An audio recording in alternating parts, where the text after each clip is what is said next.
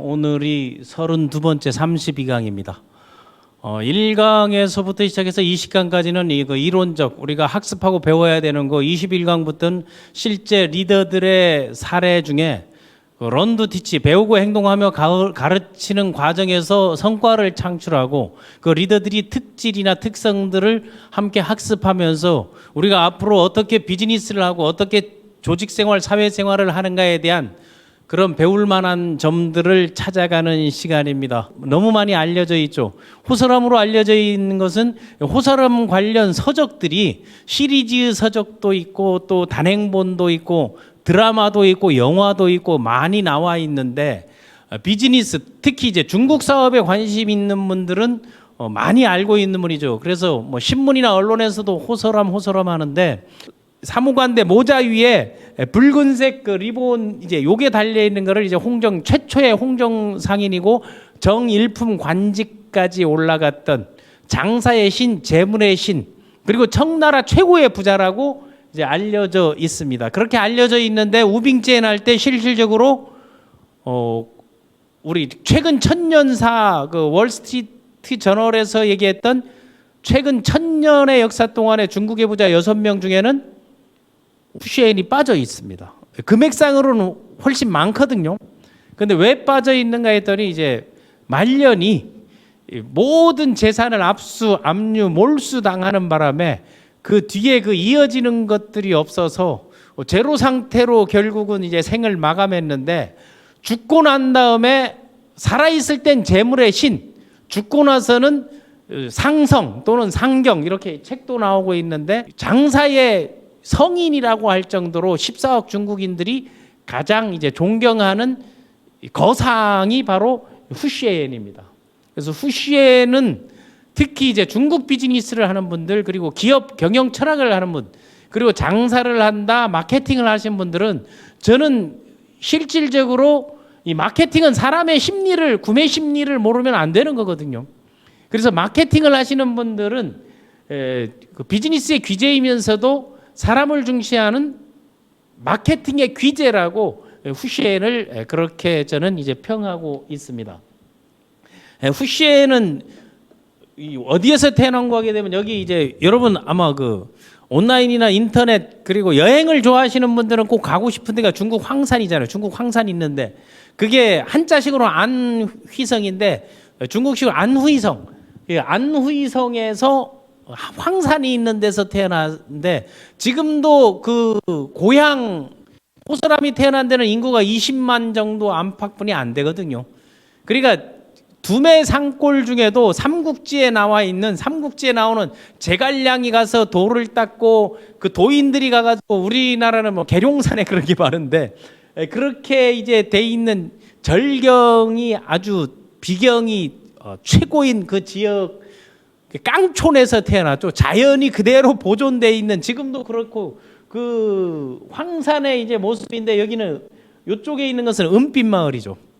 마을 자체가 보면은 완전히 그 실버빛 마을이 돼 있는 데가 있는데, 한번 기회가 있으면 여행을 하시는 분들, 여행을 좋아하시는 분, 투어를 좋아하시는 분들은 한번 가보시기 바랍니다. 여기에서 태어났습니다. 여기서 태어나서 12살 때 아버지를 여의었는데 그 시골 깡촌이라서 약 한 번 써보지 못하고 아버지가 돌아가셨습니다. 그래서 어머니가 후시엔을 데리고 항저우, 한자식으로 항주인데 항저우로 이사를 해서 그때부터 후시엔이 그 파란만장한 삶이 이제 시작되게 돼 있습니다. 비즈니스 과정에서는 그들과의 관시, 그 관계 리더십, 그리고 그들의 마인드, 그들의 배우고 행동하고 그리고 어떤 것들을 추구하고 어떤 것을 상품화, 브랜드화하는 것들은 꼭 알아둘 필요가 있다는 거예요. 그래서 19세기의 그 중국의 사건 크게 3가지만 딱 알면 됩니다. 큰 사건 보게 되면 첫 번째가 아편전쟁, 1차 아편전쟁하고 이제 1차 아편전쟁이 끝나고 나서 청나라가 패배해서 그 몽골 제국 전 세계를 그 징기스칸의 기계 쿠빌라이 칸에 이어져 오면서 그 태평성대를 누렸던 그 청나라가 제국에 이제 몰락이 시작되는 게 아편전쟁이라고 보면 됩니다. 그리고 아편전쟁이 일어나서 바로 그 영국과의 싸움. 영국과의 싸움도 아편 전쟁을 보게 되면 우빙지엔 할 때 얘기했지만 동인도 회사하고 전쟁이었잖아요, 한 나라가. 그래서 거기에 패배하면서 청나라가 패배하면서 그 난징 조약, 한자로는 남경이죠. 난징 조약을 체결하면서 그때 뭐가 지금의 홍콩을 할양, 분할 양도한다 해가지고 홍콩을 영국에 넘겼고 공행, 광동 13행, 공행의 독점, 이런 독점을 폐지했고 전쟁 보상을 할 때 우빙지엔이 자기 재산을 거의 다 내놨고 아편 보상금 이런 걸 내면서 그 우빙지엔이 이제 말년에 이제 힘들어진 것들이 이제 나오는 거죠. 다음에 이제 상호 간에 이제 재산 생명 보호하라 했더니 이때 선교사나 그 유럽, 미국에서 문물들이 막 들어와서 숟가락 얹는 게 생겨났는데 그때 이제 중국에도 이제 사이비 종교들이 상당히 많았었습니다. 예, 정통으로 그거를 받아들이는 캐톨릭이든 기독교를 받아들이는 사람도 있는데 중국의 그 유교 사상, 공자의 유교 사상에다가 기독교 사상을 합작해가지고 신교주, 지금 우리나라에도 그 교주들이 많잖아요. 그 교주들이 생겨나서 일어난 게 1850년대 태평천국의 난이. 그러니까 이 태평천국의 난이 14년 동안에 지속돼 있는데 우리가 태평천국의 난 하니까 사람들이 생각하기에 태평천국이 나는 세상이 살기 좋았나 하는 게 아니고 태평천국이라는 그런 나라를 만들어서 황제를 선포하는 홍수전이라는 친구가 있었죠. 그 머리가 상당히 똑똑해가지고 어디에 그 산에 들어가가지고 이 돌을 닦으면서 계시를 받아가지고 스토리를 기독교 스토리하고 유교 스토리하고 자기 스토리하고 짬뽕으로 만들어가지고 자기를 그 지저스 크라이스트 그러니까 예수의 동생이다, 하나님이 둘째 아들이라 해가지고 그 기독교 사이비 포교를 활동으로 해서 그게 100만을 넘었었습니다. 그 다음에 그 당시는 중국이 상당히 그 아편 4천만 이상이 그 아편 중독자에서 그 힘들고 어려운 사람들을 다 끌어모아가지고 그들을 포교 활동을 하면서 먹여주고 살려주고 하면서 태평천국의 난을 일으켰는데 14년 동안에 거의 그 16개 성이 함락됐고 600개 마을을 완전히 파괴해버렸고 100만 대군이 나왔을 때 그 과정에서 그 일이 있는 것을 전후로 해서 후시엔이 전쟁은 또 다른 기회에다 해서 돈을 이제 벌게 된 그 요소가 거기에도 있고 다음에 그 우리에게는 에로 사건으로 많이 앉은 그 배 이름이거든요. 뭐 에로 영화가 아니고 거기에서 프랑스 신부가 하나 죽고 프랑스, 러시아, 미국이 숟가락 얹는 2차 아편 전쟁이 일어나죠. 이때도 져서 텐진 조약이 체결되면서 개항을 뭐 5개에서 이제 계속 확대하고 보상하고 아편 무역을 합법화까지 시켰습니다. 그 린쩌시, 임칙서 우리식으로 린쩌시가 흠차 대신으로 가면서 그걸 몰수해가지고 그것이 이제 계기로 돼가지고 시작됐는데 아편 전쟁이 이제 그걸 계기로 시작됐는데 아편 무역 합법화하고 기독교를 공식으로 이제 허용하라.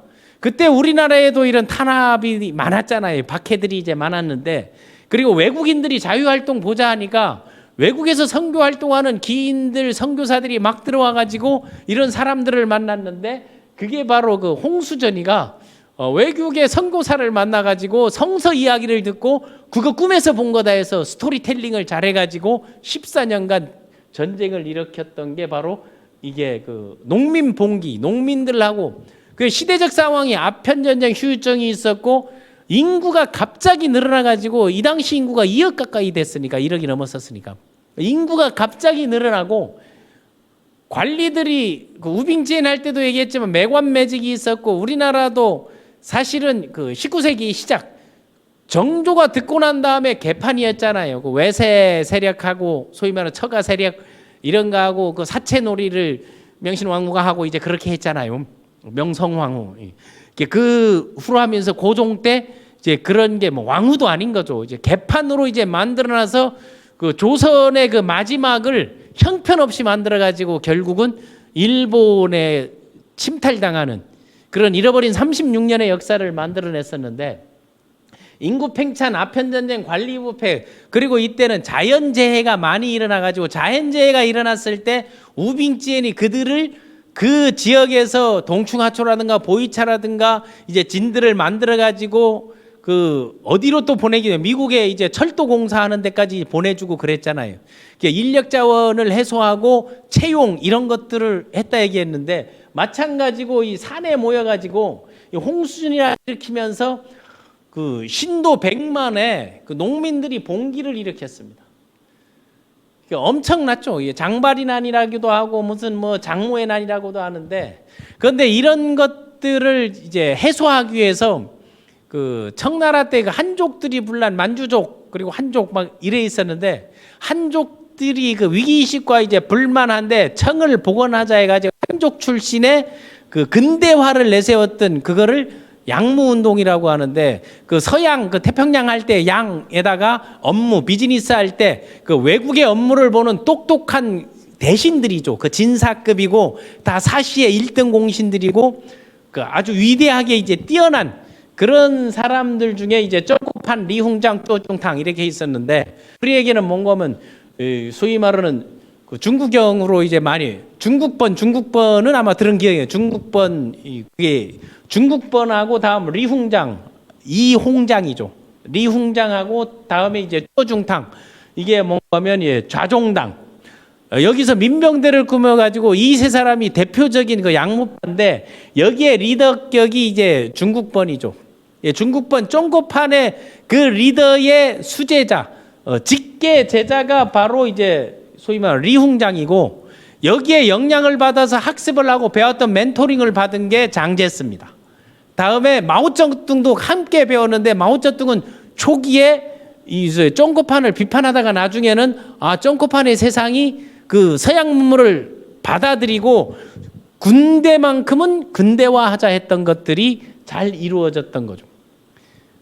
그런데 결국은 이 그 양무파에서도 항상 그 여당에도 야당에도 뭔가면 계파가 있잖아요. 여기에 그 리홍장과 쭈어충탕이 라이벌 관계에 서로 라이벌 관계. 그 라이벌 관계가 있다 보니까 그 백그라운드를 어떻게 없앨 거냐. 그 이 속에 들어가 있는 게 바로 후쉐옌입니다. 호서람이라고 해요. 후쉐옌이 그 안에 들어가 있습니다. 그래서 여기에서 우리 이거는 알아둬야 된다. 태평천국이나니 14년 동안 하면서 지금의 우리나라 인구 정도가 그때 다 사망하고 죽었습니다. 엄청난 사건이거든요. 중국에서도 밀란, 봉기들이 크고 작은 것들이 아편전쟁 와중에서도 많이 있었단 말이에요. 그 아편전쟁 1차, 2차가 일어났을 때 이게 바로 이 청나라 멸망이 시작됐고 중국이 강국인 줄 알았는데 조그만 섬나라 영국에 지는 걸 보고 이제 열강들이 인구는 가장 많으니까 소비자가 가장 지금 뭐 라면 하나씩만 팔아도 14억개, 15억개 이래 되는데 여기에 진출하자 해서 끊임없이 문호를 열고 숟가락을 얹고 뭐 프랑스, 영국, 네덜란드 아니면은 저기까지 미국까지 이제 들어오면서 그때 지난번 우빙지에 낼 때 아편 전쟁, 아편 무역을 합법화하면서 아편 저장 창고 그렇게 이제 만들 정도로 그리고 많은 사람들은 자기 딸을 팔아먹고 아편에 중독되고 이게 재구매 시스템이라고 지난번 얘기했잖아요. 비싼 재구매 시스템을 통해 가지고 이게 이제 횡행해서 멸망이 시작됐다. 그러니까 1860년도에 아편 2차 전쟁이 끝났는데 그 아편 전쟁 중에서도 뭐가 있었냐면 태평천국의 난이 있었기 때문에 질 수밖에 없었죠. 안으로는 내분. 결국 태평천국의 난의 홍수전도 100만 신도를 마오고 3,400만이 넘는 그 600개 마을을 파괴하고 16개 성을 완전히 장악했는데 왜 졌나? 그것도 내분이었습니다. 사람들이 모이다 보니 돈이 생기고 권력이 생기고 힘이 생기다 보니 그걸로 내부 분란으로 해가지고 다 깨지는 거거든요. 조직이 깨지는 거 보게 되면 다 내부의 적 때문에 깨지는 거예요. 그런 것들을 우리 역사 속에서 한번 배워보자 하는 것들을 생각하면 됩니다. 그래서 이 양무파 소위 말하는 쫑고판, 리웅짱, 쭈어중탕 요 세 사람이 중국의 근대화, 그 군대화를 할 때 모든 걸 근대화를 했으면 했는데 군사 부분 우리 풍선 저쪽에 함선을 이길 수가 없다. 그래서 아편 전쟁에서 붙어보지 못해 그렇게 인력이 많은데 팡팡 깨지더라 해가지고 군사적인 기술, 뭐 조선 기술이라는 함선 이런 것들만 받아들이자 해서 그거를 극한했었습니다. 전체적으로 일본 같은 경우는 페리 제독이 들어와서 사카모토 로마 할 때 얘기를 했잖아요. 페리 제독이 들어왔을 그 서양 문물단을 만들어 가지고 1년 예산에 넘는 엄청난 돈을 써 가지고 거의 뭐 1년 넘게 전 세계를 돌아다니는 것들을 받아들여 가지고 거기서 얻은 결론이 뭐였습니까? 결국 한반도 침탈 아니었습니까? 그런 거를 했는데 군사적인 부분만 하다 보니까 실패로 끝난 거는 1884년도에 프랑스와 청나라가 전쟁했는데 다음 1894년도에 청일 전쟁이 또 패배했잖아요. 그때 우리가 동학 전쟁 일어날 때 전봉준 할 때 얘기했잖아요. 그럼 그런 것들을 한쪽만 보지 말고 우리나라는 그때 어떻게 했는가, 일본은 어떻게 했는가, 중국은 어떻게 했는가, 미국은 어떻게 했는가. 그래서 미국의 산업혁명 이후에 그 성공의 법칙들을 LDT 리더십 과정에서는 함께 하고 있다라고 이제 생각을 하면 됩니다. 그러니까 이 사이에서 관시의 대가 후시엔이 결국은 여기에 그 쭈어중탕으로 인해서 후견인으로 꽃을 피워가지고 관급 공사를 거의 아도할 정도 하는데 그 내부에 있어서 리홍장의 견제를 받고 나중에 결국 재산 몰수를 당하고 완전히 패망하는 결과를 만들어낸 겁니다. 그럼 그 과정 속에 그러면은 망하고 천년 역사 속에서 부자 대열에도 못 들어가는 후시엔을 왜 중국인들은 존경할까? 거기에 의문점을 가져야 되는 거거든요. Why? 왜 망하고 국고를 손실하고 이거는 완전히 천하의 죽일 놈이고 마누라를 12명 데리고 살면서 호화로운 생활을 했는데 왜 존경할까? 왜 그 사람을 상성이라 하고 재물의 신이라 하고 그리고 비즈니스에 규제하고 마케팅에 규제라 하는가? 왜 죽어서도 그를 존경할까? 이것을 우리는 학습하면 되는 것입니다. 큰 줄기로서 결국은 죽어서도 이름을 남기고 존경받는 게 그럴 때는 반드시 원 이유 동기가 있을 것이다 하는 거예요. 그래서 이 관시의 시작은 12살 때 안위성에서 아버지 약 한번 못 써보고 어머니하고 항저우로 이제 이사 온단 말이에요. 12살에 이사 와가지고 오자마자 어차피 허드렛 일을 하고 12살 소년이 뭐 하겠어요. 그 당시 한국식 신화전장이라는 거 지금으로 보면 자유저축은행 뭐 이런 거 정도나 신용금고 이런 거라고 이제 생각하면 됩니다.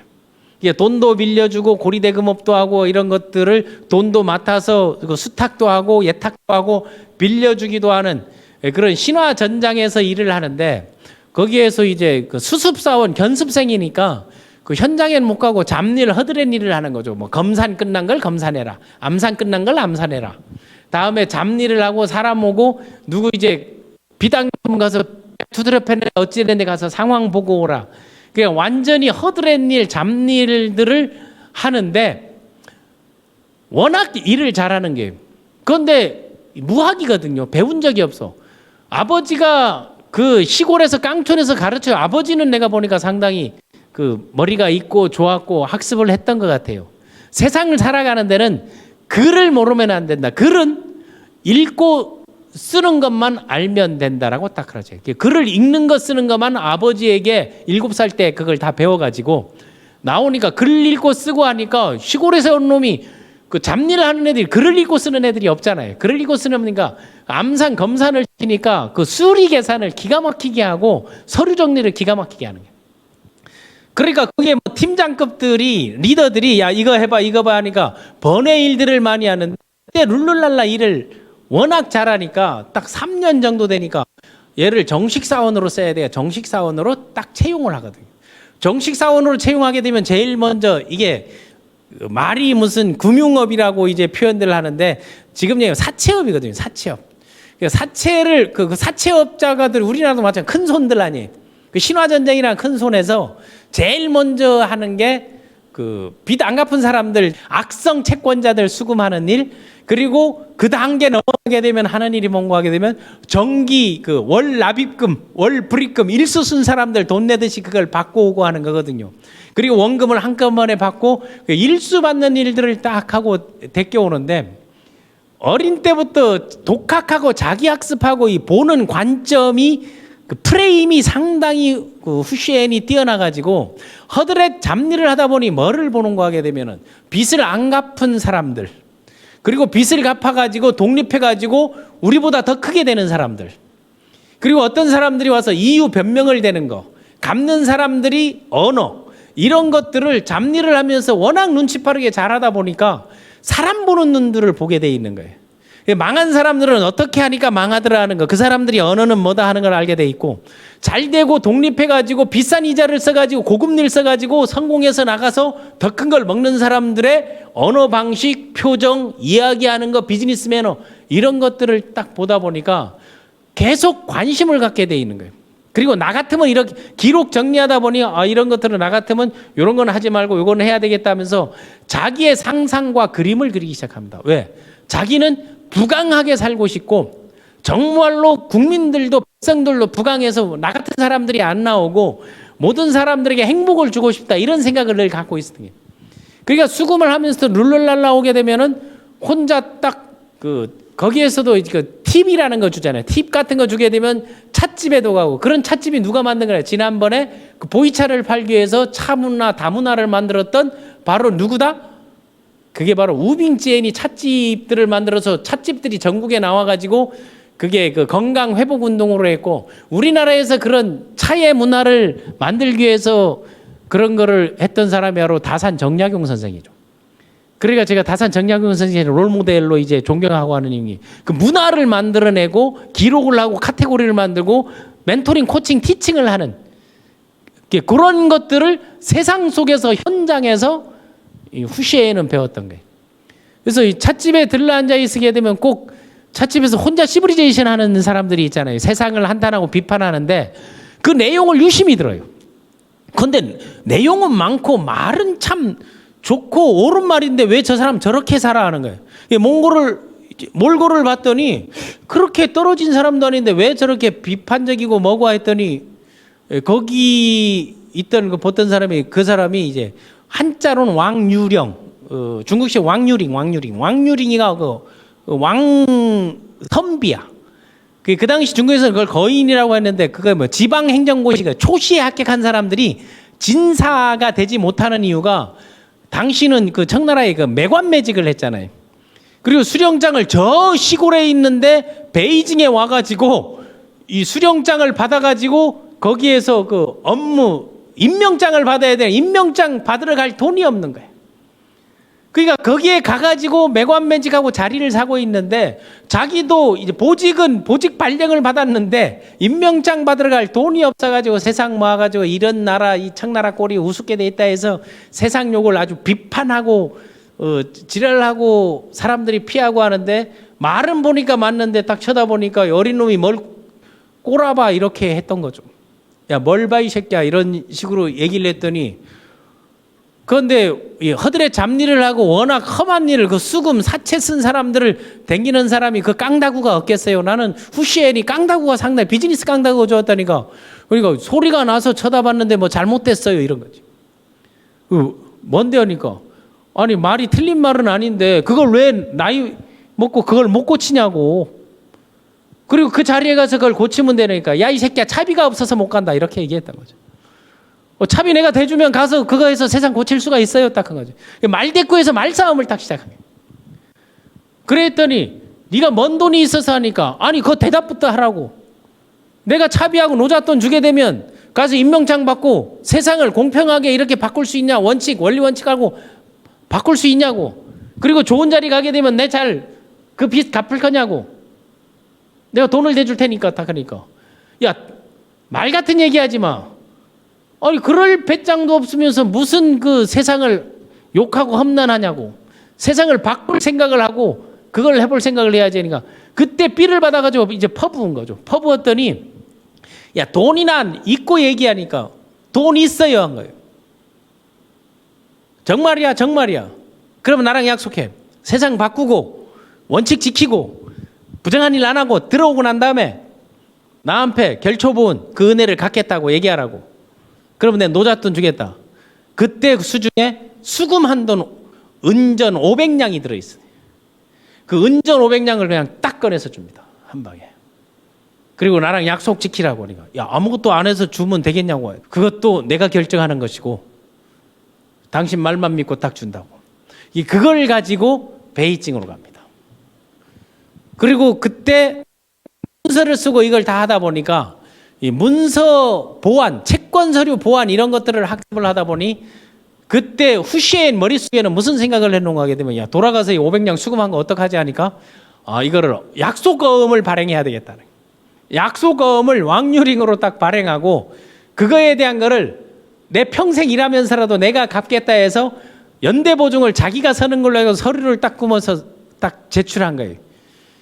그러니까 거기에서 신화전장의 주인은 3년간 열심히 일하고 했더니, 그래, 그거 어떻게 했냐 해서 또 이제 팀장 회의를 소집해가지고 물었더니 그 말이 되냐고, 채권 서류가 없는데 어떻게 돈을 주냐고, 이게 무슨 간이 배 밖으로 나왔지 해가지고 주변에서 왕따를 당하고, 그리고 신나게 깨지고 회의에 회의를 거듭해가지고 이러놓으면 안 된다 해가지고 거기서 파면 조치 해고당합니다.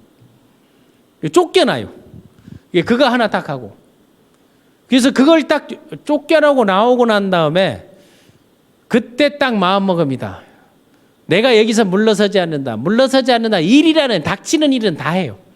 뭐 청루라는 기방에 가가지고 이제 웨이타도 하고, 짐이 있으면 짐을 날아주는 거 딱 하면, 제가 날아줄 때는 저기 가면 그 여비를 받고 동가숙 서가식하고 거의 노숙자 생활을 하면서 허드렛 일 잡일들을 하면서 생활을 연명하면서 그거를 하나하나, 그리고 자기에게 투자하는 걸 전혀 하지 않고, 나는 내가 부를 이루고 난 다음 내 주변 나를 위해서 사는 삶을 럭셔리하면 살 것이지, 지금은 과정이다.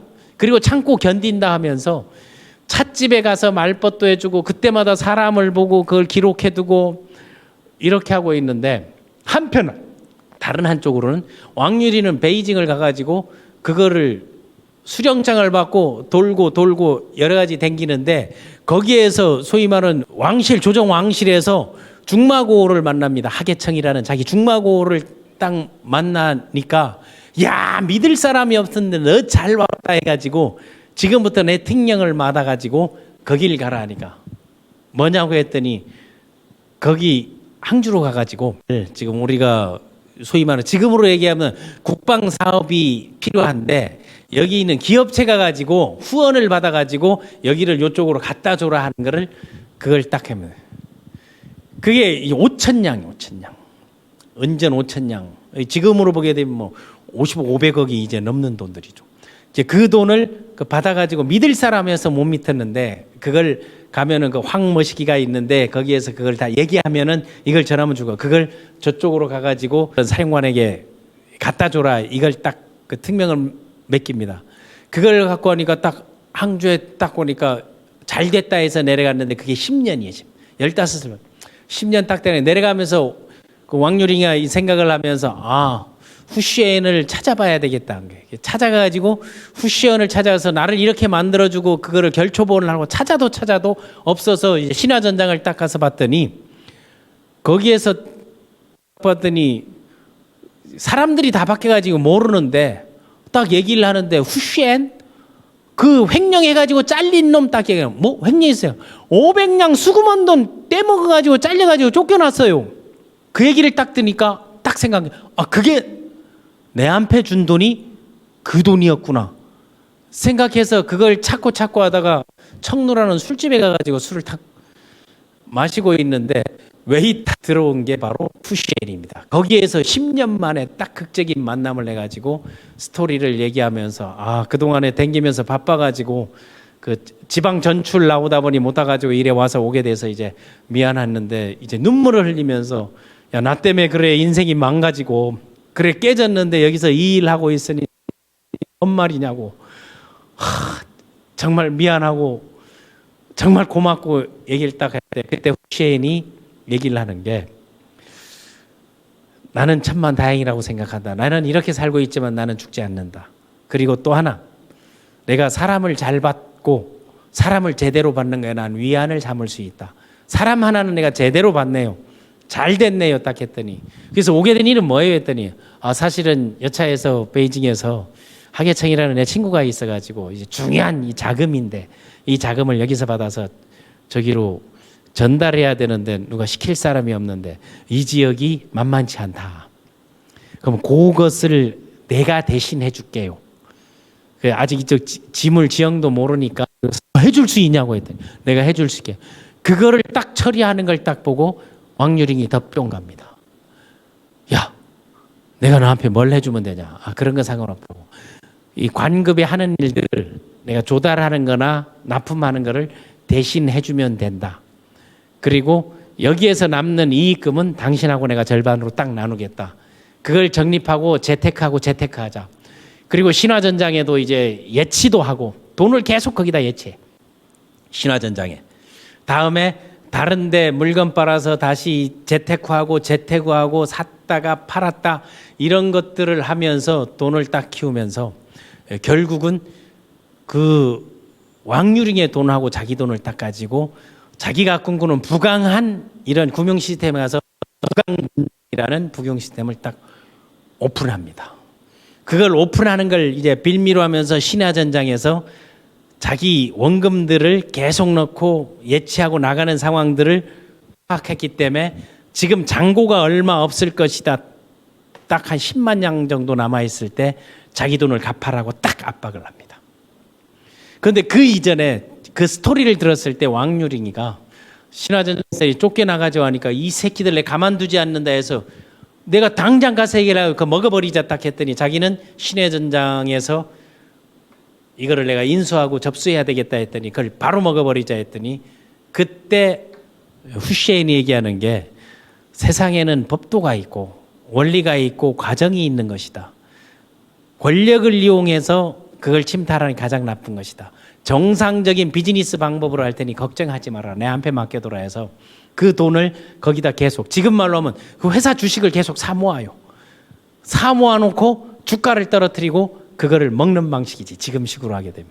그 다음에 그걸 갚아라 했더니 그 신화전장 사장이 여기서 일하고 그리고 힘을 쓰고 워낙 이 세평이 좋아지니까 이거를 자네가 아예 도산시키지 말고 인수해주게 부탁을 합니다. 역으로. 그런데 그 인터넷이나 이런 데 보게 되면 뭐 일을 잘해가지고 물려줬다는 게 그게 아니고 우리 내용은 정확히 이제 알고 넘어가는 게 좋을 것 같아요. 그 다음에 정상적인 절차를 지독하게 M&A를 한 거죠. M&A. 그 M&A 중에 적대적 M&A를 후세인이 그 신화전장을 먹고 그때부터 이제 승승장구합니다. 그런데 이제 승승장구하고 광급, 조달, 물자, 군품하면서 돈이란 돈은 거의 다 끌어모읍니다. 끌어모으는데 태평천 군인 모으는 거 하게 되면은 계속 16개 성을 이제 물고 나가는데 이 후세인이 잠시 상해에 막 지점들을 부강전장을 각 지점이 막 20개 막 26개 이렇게 막 오픈해서 남아갈 때 상해에 딱 들어가 있을 때 그때 나머식이라는 그 절강성 그 순무라 그러는데 우리로 치게 되면 도지사죠. 도지사. 거기에 모든 게 총 사령을 하는 그 순무가 결국은 함락을 당합니다. 거기에 태평천국 군대에서 함락을 당해가지고 자살을 해요.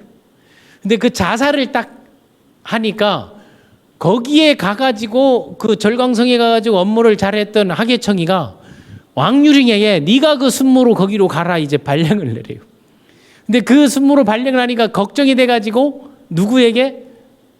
후세인에게 얘기를 했더니 걱정하지 말고 내가 민병이든 사람들을 모아고 후원 군수물자를 조달해 주니 그거를 다시 되찾습니다. 그래서 태평천국 그 홍수전의 그 군대들을 물리쳐가지고 절강성을 회복하니까 힘이 더 밖에서 더 전체에 소문이 날 정도로 전략가이면서 기업가이면서 그리고 자연관리 좋은 일 다 한다 이제 소문이 딱 나니까 서로 해서 항해 나가 있을 때 태평천국 군도 여기는 내 가만둘 수 없다 해가지고 절강성을 완전 포위해가지고 왕유링이 있는 데를 딱 주변을 포위해가지고 딱 침탈하니까 왕유링이가 그때 약 먹고 자살을 했는데 자살에 실패합니다. 자살이 실패해가지고 약 먹고 자살을 실패해서 목매달아 자살을 해요.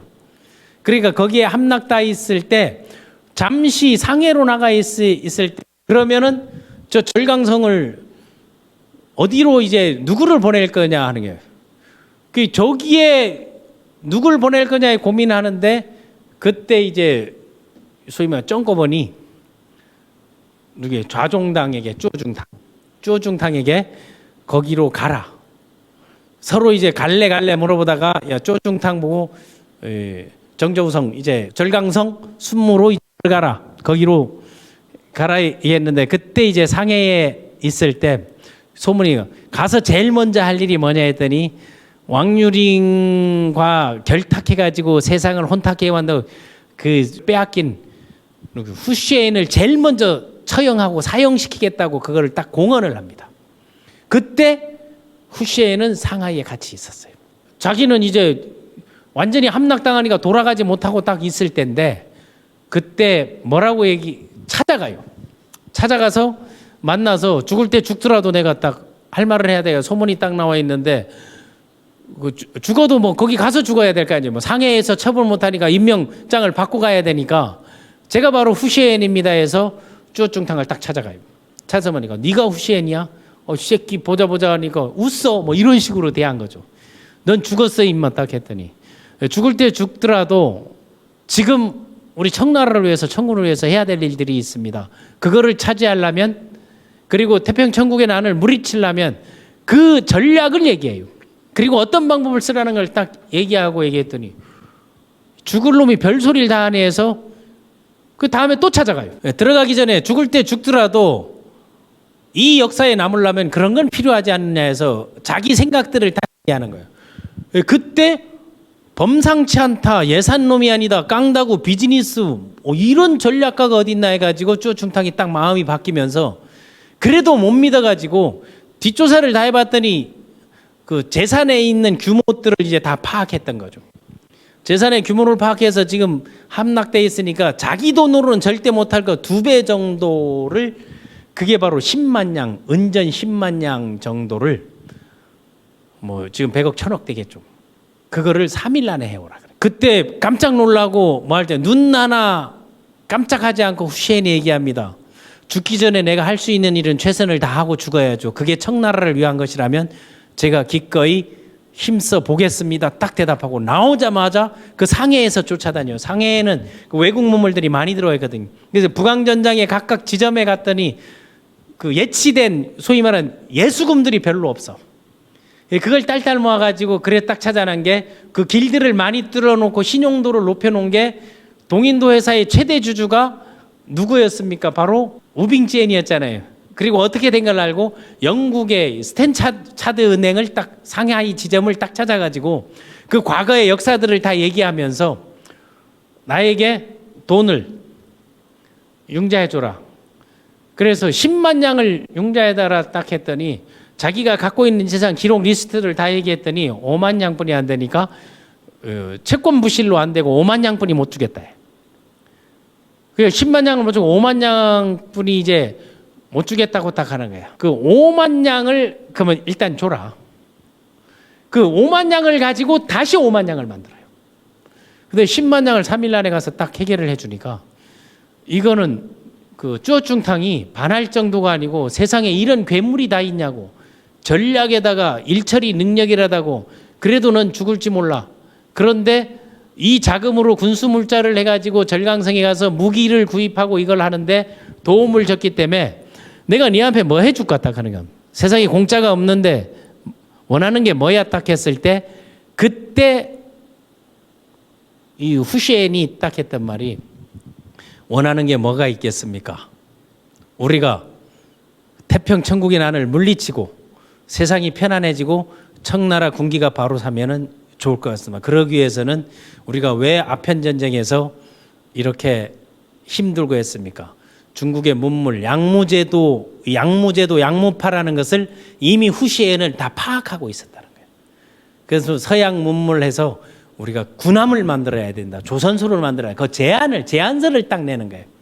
그리고 나라가 그걸 투자해서 해라. 그걸 공기업의 개념이죠. 그럼 이거 운영을 누가 해? 그거는 제가 도와드리겠습니다. 그러면 그거를 만들 테니까 네가 운영을 해라. 그러면서 조선소 비즈니스를 그 군납 비즈니스를 본격적으로 시작하면서 하나하나 늘려나갑니다.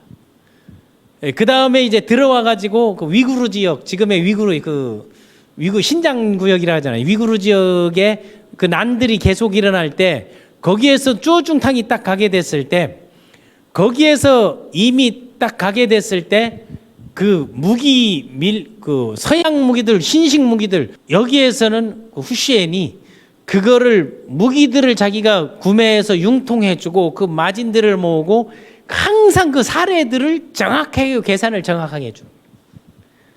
그 위구르 가니까 그 무게를 매주고 그러면 내가 도울 일이 뭐 있습니까? 하니까 전장터에서 가장 중요한 게 그 약재인데 사고 난 사람들을 어떻게 하냐면 그럼 현장에 가지고 지금의 말하는 적십자처럼 말이지 그 군의관 제도처럼 군 약방들을 운영하는 거를 딱 시작하는 걸 하고 그거를 그 약재들하고 뭐 했던 것들을 생명이 우선이고 사람이 중요합니다 해서 그걸 현장에 쫓아가서 그걸 공급하고 보급해 줍니다.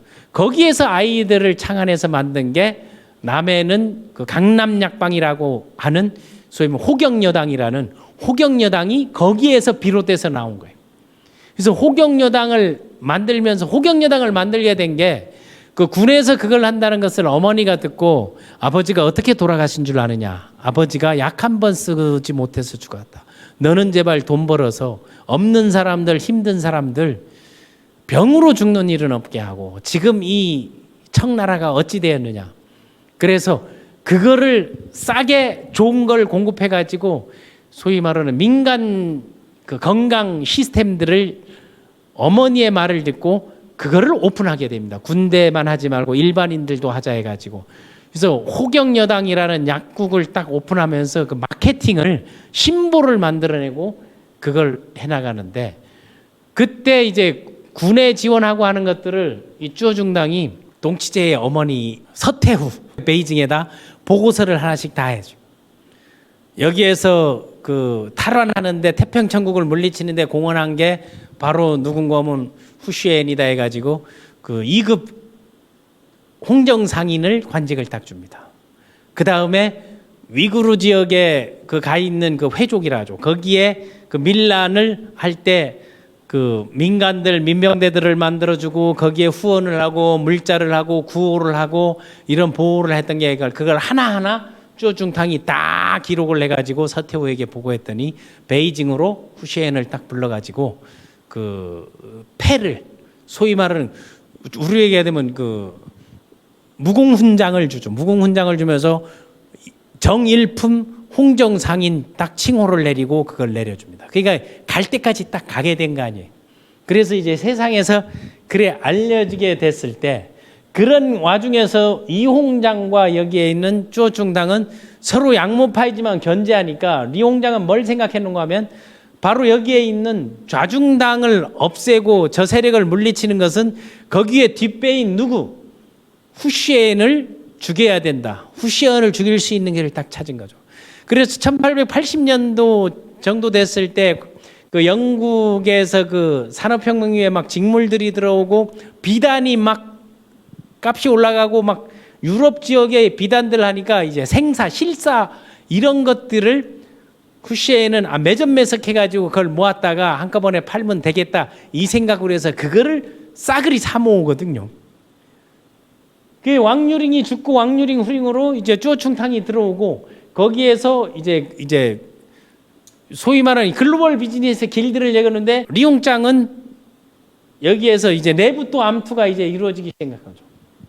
그 내부 암투가 이루어지면서 여기에 나온 그 청나라 선비 왕유링 수금한 돈 500냥 광함하게 투자한 거였죠. 그래서 그때 남긴 게 가장 큰 투자는 사람에 투자하는 것이다. 그래서 왕유링에서도 왕유링이 자결하고 그렇게 뒤를 봐줄 수 있었던 게 그 관시가 됐던 게 나는 내가 감당할 수 있는 것만을 투자한 것이다라고 그 10년 만에 청루에서 만나서 얘기할 때 당신이 잘 돼서 괜찮다. 나는 당신이 성공하고 우뚝 선 거 그리고 나는 사람을 제대로 봤구나. 거기에 더 만족하고 위안을 삼는다라고 딱 얘기. 그리고 사람에 투자하는 게 중요한 것이다.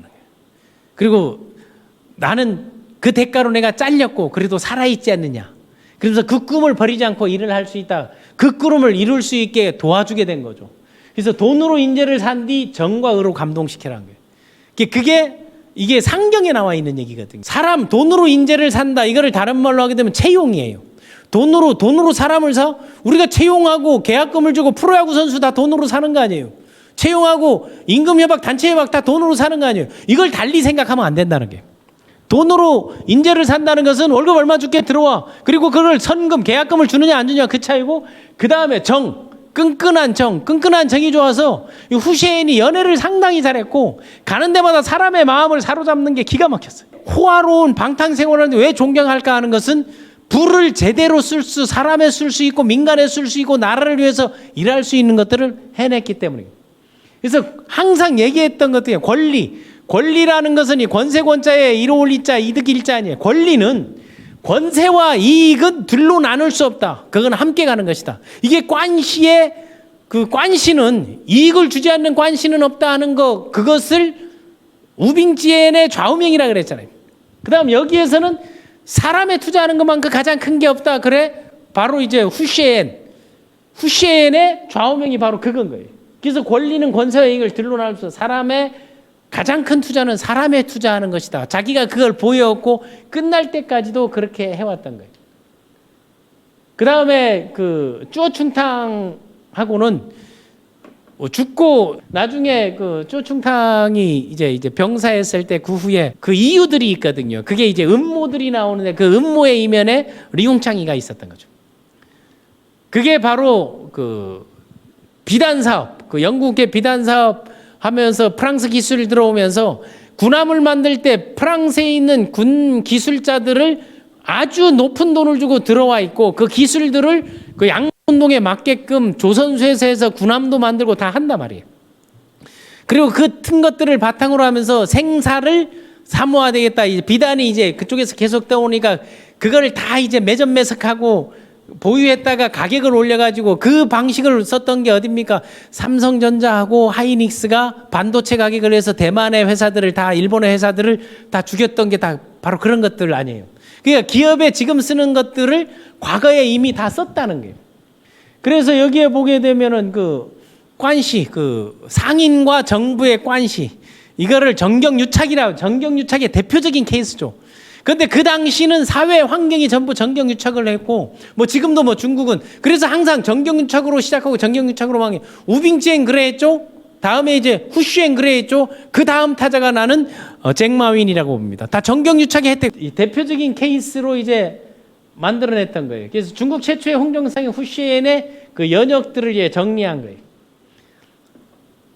나중에 고문 받아가지고 뭐 처형당했다 이런 얘기들도 있는데 고문 받아가지고 80세 어머니가 지켜보는 가운데 그거를 줬습니다. 그 패배한 가장 큰 이유는 생사를 매점매석했을 때 그 프랑스하고 베트남 전쟁이 일어나면서 프랑스 함대들이 상해 앞바다에 닥해서 그걸 다 막아놓으니까 무역이 봉쇄되니까 생사는 이게 상하잖아요. 오래 못 가니까. 그러니까 막 투매 현상이 일어나고 그걸 모아놓기 위해서 그 있는 자기 그 북왕전장에 있는 돈들을 다 땡가지고 썼는데 그 당시 북왕전장에는 중국 청나라 관료의 3분의 1 이상이 돈이 다 들어가 있어요. 그 내 돈 관리해줘. 뭐 우리나라에 뭐 지금도 그런 경우들이 있는데 이거 맡겨가지고 돈 키워줄게 하는 것들 나오잖아요. 그게 들어와 있는데 그 리홍장이 그걸 다 빼게 만들어 버려요. 그걸 다 빼게 만들어 가지고 자금난에 허덕여 가지고 결국은 북한전장을 부도나게 딱 만들어 버립니다. 그러니까 막 투매하고 있는 것들은 막 팔고 각각 문을 닫고 하니까 완전히 쫄딱 망하게 딱 만들어 버리죠. 예, 거기에 그 줄을 끄니까 이제 쭈어충탕도 힘들어져 가지고 이제 병사를 하고 거기에 이제 그 서태후도 이건 죽여야 된다 해서 처형하라 뭐하라 몰수하라 해가지고 그 홍정상인 이런 관직들도 다 박탈을 해버려요. 나중에 그걸 박탈을 했는데 중국의 역사에서 이런 사람들은 중국의 거상의 정신을 살려야 되는데 그걸 부활시킨 거 아니에요. 지금 와가지고. 그래서 그걸 문화재로 만들어낸 게 여러 가지 그 일들을 했던 게 뭐 여러 가지 그룹이 26개 정도 뭐 전당포로부터 시작해가지고 의학, 약방, 군수, 물자, 인력자원 조달 이런 것들을 완전히 그 그룹의 형태를 이때 19세기 이제 중후반에 이거를 다 했던 거죠. 그래서 그 사람의 가장 큰 능력은 사람을 쓰는 일. 그래서 인재를 중시해서 저 흉상이 있는데 그 항저우 여행 가게 되면 저기야 그 저런 흉상을 만들어주는 그 조각 점토 조각가들이 있거든요. 저도 거기에서 부부가 가가지고 점토 조각을 만들어서 이거를 그 주변을 이제 둘러보기도 했는데 그 인재는 세 가지, 성격과 품격과 기질을 봐라. 성격은 좋고 나쁨을 쓰고 욕적거리 할 수 있다. 그러나 그 안에 품위와 격이 있느냐, 이걸 딱 보라는 거예요. 품격을 보고 또 하나, 그 사람의 그 지랄 같다만 보지 말고 그 기질 안에 혼이 있느냐, 정신이 있느냐, 쉽이 있느냐, 이런 걸 봐서 성격과 품격과 기질, 이 세 가지를 보고 하는 것들을 자기가 그 고생하고 인내심을 갖고 나오면서 커왔다는 거하고, 지금도 있는 그 호경여당 약포약방이 그 마케팅의 귀재라 하는 게 그 당시에요, 심보를 만들어 가지고, 지금으로 말하면 찌라시예요, 찌라시. 그 찌라시를 딱 만들어서 이 마케팅을 하는데, 이 찌라시 마케팅을 어디서 힌트를 얻은 것 같아요? 그러니까 적에게도 배운다. 태평천국에 난 시작이 찌라시로 시작됐어요. 그 홍수전이가 이런 찌라시 만들어 가지고, 그게 지금도 아마 교회에 가게 되면은 그 무슨 판이 하는 사람들이 와가지고 막 찌라시 붙이고 하잖아요. 그 전단, 그걸 우리 불온 전단이라고 하는데, 그런 전단을 만들어서 대대적 홍보하고, 그 홍보를 할 때 우리 약국에 오게 되면 위급한 사람이 있으면 야간에도 약을 구할 수 있습니다 해가지고 약을 비상벨 대신 그 비상 약국함을 딱 만들어서 그 비상 의약품함을 가게 앞에 만들어 가지고 그걸 했고, 또 거기에 보게 되면 상당히 벽이 높아요. 그 벽이 높은 게 풍수지리를 하는 사람이나 생각하는 사람들이 그 고택에 가보게 되면 문은 쬐끄만해. 들어가는 문은 사람 한 둘 정도 들어가는 쬐끄만한데 벽은 상당히 높아요. 그게 뭐 한 번 들어온 재물은 나가지 못하게 하는 이제 그런 것들을 만들어서 저기에 호경여당 약포를 만든 게, 지금 우리로 만들면은 그 고속도로에 큰 간판 있잖아요. 뭐 경기가 좋다 하는 거, 명륜 진사갈비 막 이렇게 써주는 그 마케팅 방식을 이때 썼어요. 다음에 대양 입간판으로 브랜드를 통합했고, 또 하나는 그 최초로 약 배달 업무를 어디서 딱 구상했는가 하게 되면, 그 위구르 전투에 들어가는 의약 보급함을 할 때 여기서 환자가 생기니까 환자가 올 수 없으니까 그걸 들고 이제 말 타고 달려가고 하는 딱 생각해 가지고, 아픈 사람들 있으면은 얘기를 하게 되면 그걸 배달해 주는, 그 당시에 델리바리, 이게 지금 그 따르릉이 그 당시에 그걸 만들어 놨다는 거하고, 가난한 사람들에는 무료 제공하고 군인들에게서는 원가 제공, 이게 군납이라는 개념들의 그런 정립을 해놓은 게 바로 이겁니다. 그 안에 들어가면 또 여기 보면 계기라고 있죠. 계기. 우리는 사기치지 않는다 해서 이런 슬로건이나 이런 것들을 그 계속 만들고 붙이고 하면서 우리 엘리트 리더십, 뭐 슬로건, 비전, 미션 이런 것들을 다 기록으로 남겨놨고, 또 하나는 글만 읽고 쓴 게 아니라 사서삼경을 다 읽고 공자, 논어, 맹자 그런 그 사서삼경부터 인문고전학을 완전히 섭렵해가지고 요 안에 들어가 있는 모든 문구가 맹자에서 논어에서 사기에서 이렇게 따온 것들을 다 하나씩 표출해가지고 인문고전학의 그 길을, 그래서 인문고전 여행하는 사람들이 항주 여행 많이 가는 것도 바로 그 이유 중에 하나입니다. 그리고 중국 최초의 정찰제를 실시했는데, 이게 호경여당이 워낙 잘 되니까 항주에 가게 되면 여기에서 약주, 뭐 동충하초나 이런 약재나 이런 거 사오는 사람 많거든요. 뭐 비단 사오는 사람 이제 많고, 그거를 이제 부활해가지고 1999년도인가 이거를 다시 살려가지고 이제 키고, 뭐 140년 된 회사 이렇게 얘기하는데, 이게 진부리가라는 거를 딱 써놨어요. 여기에 그 상표를. 그 진부리가가 뭔가면 주변에 있는 약방들이 담합을 해가지고 가격들을 다운시키고 호경여당을 죽이려고 딱 했을 때 딱 내세운 게 진부리가예요. 가격이 내려갈 땐 그만한 이유가 있다. 진품은 두 가지 가격을 쓰지 않는다. 우리는 오로지 이 가격을 고수하고 그 대신 이윤을 남기되 무리하게 남기지 않는다. 좋은 제품을 쓴다 해서 품질력 강화, 그 QC 운동 이런 것들을 해가지고 그걸 붙여놓고, 그게 바로 진짜 물건이니 애누리는 없다. 깎으려 하지 마라. 그게 지금도 적용하고 있습니다. 거기 가면 못 깎아. 이게 진부리가 딱 해놓고 그 가게들 이제 팔고 하는데 그래 나오고 있고, 또 하나 이제 호경여당에 보게 되면 인술, 이게 맹자에서 따온 거, 그 어질린자에 쓴, 그게 사람을 고칠 때 생명을 우선하라 하는 거하고 품질 경영 QC 강화하고, 또 하나 아까 얘기했던 그 기계를 써가지고 사기치지 말고 소비자를 우롱하지 말라, 이런 것들을 다 쓰는 거예요. 그래서 중국 청나라 거상으로 후에 장사하는 사람들이 이 마인드를 본받자 해가지고 왜 재물의 신인가, 그리고 왜 거상인가, 왜 상신이고 상경이라 하는 그 경영철학 5가지가 항상 그 왕유링에게도 얘기했고 다음 주어충탕에게도 얘기했을 때 후쉔이 진짜 진국이고 사람이다 인정할 수밖에 없는 게 권력의 힘, 권세는 중요하지만 법이 테두리 안에서 정당한 방법으로 돈을 벌자는 거였어요. 예, 그 당시에 그 법이 테두리 매관매직을 한다든가 그런 거는 그 흐름 자체가 그렇게 돼 있었고, 그리고 타인의 도움에 돈을 벌어도 절대 다른 사람에게는 해를 끼치지 않는다는 거. 다른 사람의 이익을 내가 탐하지 않는다. 줄 건 주자, 받을 건 받자, 이런 거였고, 돈을 버는 데 있어서 친구나 지인의 도움을 받을 수 있지만 그에게 미안한 행동은 절대 하지 않는다. 그러니까 무리하게 부탁하지 않는다 이거예요.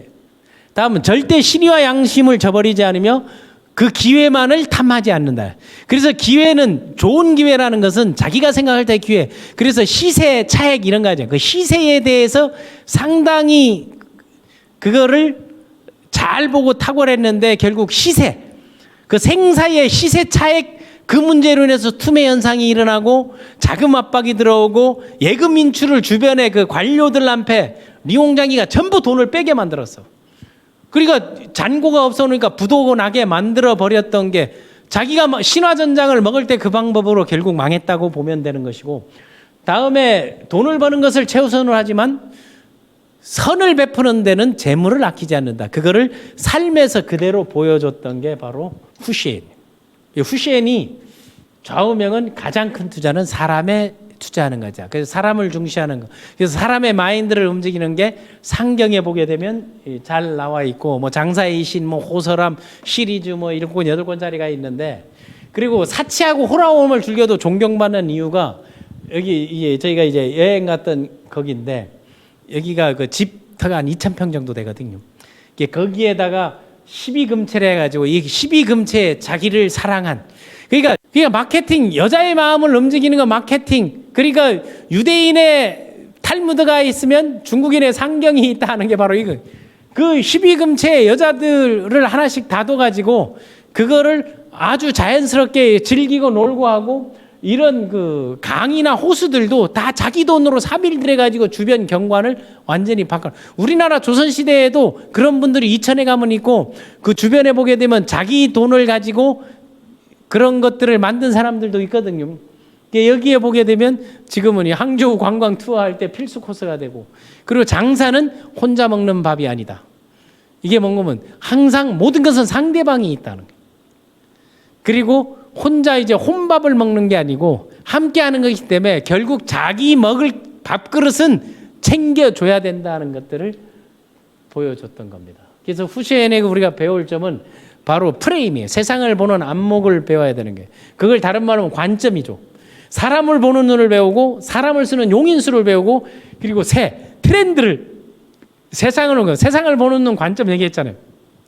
새의 눈으로 보느냐, 아니게 되면은 물고기의 눈으로 보느냐, 이런 것들에 의해서 그 트렌드를 보는, 흐름을 보는 것들을 리더십 강의에서 제일 먼저 얘기하는데, 이 3가지. 그 중에서 무슨 전세라든가 인세라든가 권세, 상세, 정세, 시세, 이건 중국식 표현이거든요. 그걸 딱 보게 되면 흐름, 트렌드, 국제적 글로벌 환경을 본다는 거하고, 그 사람들의 인세를 본다면 사람의 흐름들, 인적 자원 구성을 어떻게 보고 있는가, 이런 걸 보는 거하고, 그리고 힘이 어디에 쏠려 있는가, 이런 것들을 탁월했고, 그리고 이제 그 거래에 되는 상세, 그 시장, 마켓 시장을 보는 거. 다음에 정세는 사람의 마음을 움직이는 것이 어떠한가.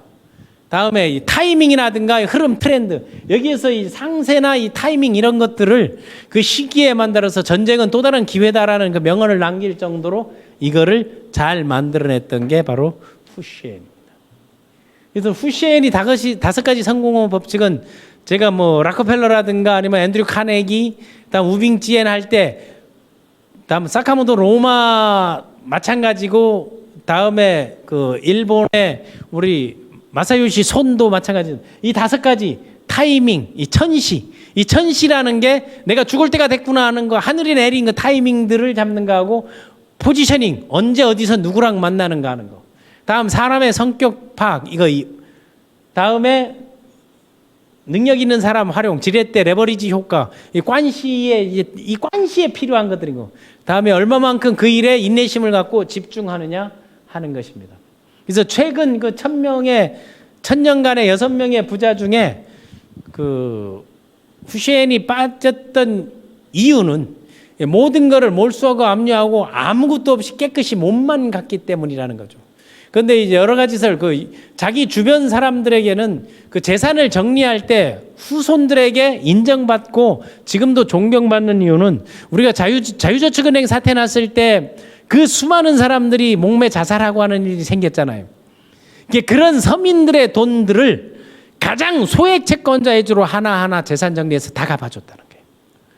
그 다음에 먹고 살만한 사람들한테 이런 딜들을 갚아주고, 국가도는 국가가 책임지는 게 일이다. 청나라 돈은 청나라를 갚아라 해가지고 그래 된 거거든요. 그래서 사람들에게 피해는 하나도 주지 않았다는 거. 그리고 배품을 남겨놓고 또 주변에서 후세들 먹고 살 거 이래 하게 되면 그런 걱정하지 말고, 그거는 이미 그들이 알아서 자기 밥그릇은 다 챙겼다.